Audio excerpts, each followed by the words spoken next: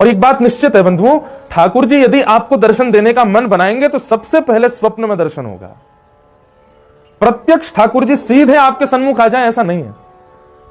3 सीढ़ियां हैं। सबसे पहली सीढ़ी है स्वप्न में ठाकुर जी का अनुभव होगा। या तो ठाकुर जी दिखेंगे, या ठाकुर जी का धाम दिखेगा, या ठाकुर जी का चिंतन और ठाकुर जी की उपासना, ठाकुर जी की रसलीला गाने वाले वैष्णव दिखेंगे, और या फिर स्वप्न में ठाकुर जी की अनुभूति होगी। तो ये प्रथम सीढ़ी है। ठाकुर जी यदि मिलने का मन बनाएंगे सबसे पहले स्वप्न में आएंगे। ठाकुर जी यदि मिलने का मन बनाएंगे तो दूसरी स्थिति क्या होगी? अनुभूति।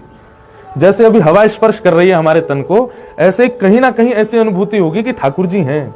फिर इत्र की सुगंधी आने पर यह नहीं लगेगा कि कोई फ्रेग्रेंस की दुकान पास में, यह लगेगा कि श्याम सुंदर तो नहीं घूम रहे हैं। मोर पंख देख करके यह नहीं लगेगा कि मोर होगा पास में, बल्कि ऐसी भावना आएगी कि कहीं श्याम सुंदर तो नहीं गुजर के गए। कहीं चंदन छिड़का हुआ दिख जाए तो यह भाव नहीं होगा कि किसी ने चंदन छिड़का है, बल्कि यह भाव आएगा श्री कृष्ण के चरणों में लगा हुआ कुमकुम ही तो नहीं है। जैसे कई बार आप बादल देखते हैं तो बादलों में आकृति दिखाई देती है, ऐसे अनुभव होंगे उसको बादलों में आकृति भी ऐसी दिखेगी कि ये तो श्याम सुंदर है। और तीसरा, ठाकुर जी मिलने का मन बनाएंगे तो फिर ये विचार नहीं करेंगे कि आप कहां हो, किस भाव में हो, कैसे हो, वे सन्मुख आकर के आपको प्रत्यक्ष दर्शन देंगे। स्वप्न दर्शन, अनुभूति दर्शन और प्रत्यक्ष दर्शन, ये 3 विधा है।